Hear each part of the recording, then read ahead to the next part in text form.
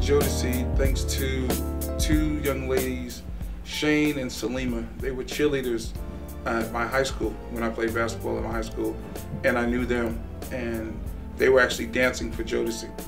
And they came through my college town with Jodeci, called me, told me to come on through to check out the show, and I went to the show, and at the show I met the guys, and hanging out with them all night, the guys invited me to come hang out with them at Chicago, like, hey, come to Chicago, we're in Chicago next night.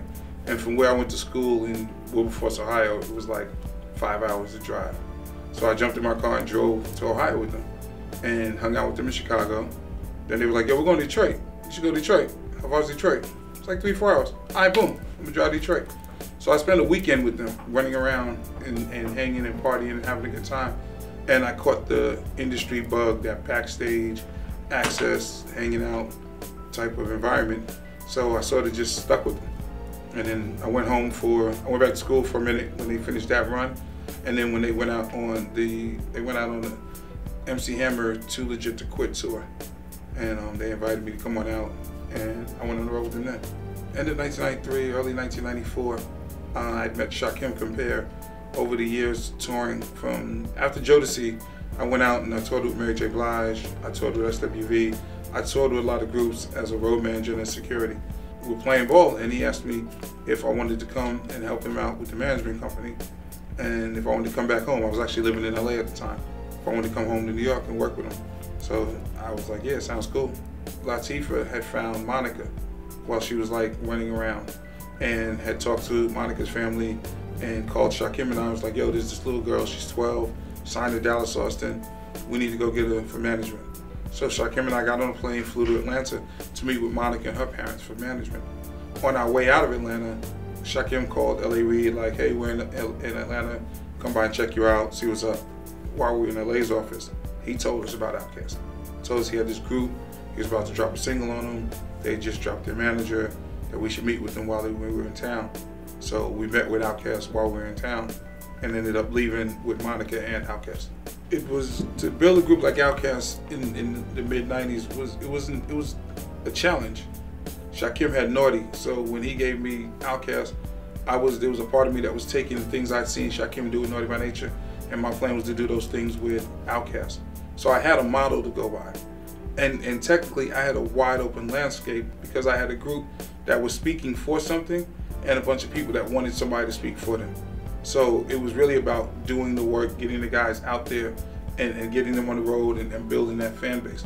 I had a great idea that the Sauce was going to be what it was, because you will not put that many rap crews and groups into a room and not have something interesting happen. I mean, I think that none of us knew that there were going to be that many pinnacle moments, so to speak, at the Sauce Wars. We just knew that you had a interesting and unique situation going on, and that with everything that was going on, that Dre felt that it was the time to get up there and get that off his chest.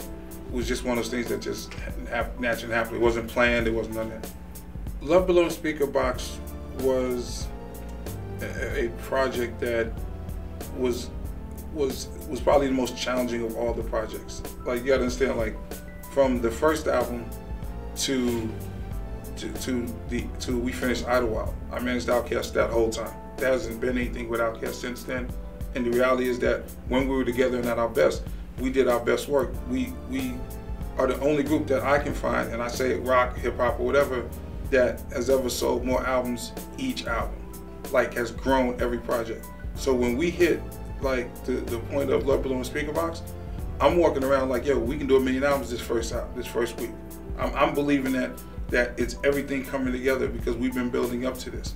And when I first hear the singles and first start hearing what we have, I'm feeling like we have the ability right now to be on some really next level stuff. So there was a sense of urgency because it was taking a minute to get it done. And there was also a sense of, it became Love Below Speaker Box as 2 separate albums. We didn't walk in and say we were gonna make 2 separate albums. The guys walked in and started being creative, and 2 separate albums started to form. And so there was a lot of creative thoughts and things going on, but it was an exciting time. It was a good time to to just let every thought of creativity come from everybody, from Big, from Dre, from me, to everybody, to really get it out. And the label was in a good place. LA was creative. LA had just taken over Arista, so we had the big man at the top. We knew we were gonna get the marketing dollars. It was just really a good time. We all still talk. I just think that we reached a point where you spend over 10 years together with an artist, you're gonna have your ups and your downs, and you're gonna have, brothers are gonna fight. And I think that, you know, after Love Below Speaker Box, we didn't take a break, we didn't stop, we went right into Idlewild.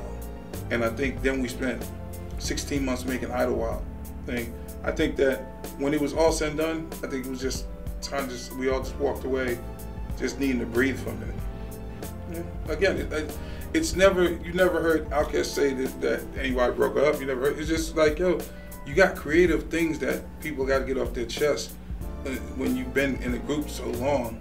And I think that people need to sort of do other things. Acting was really opening up for everybody because Hollywood was changing and was coming into hip hop. And I think that those things just started calling everybody. And I think that that's where you get that the last 5 years.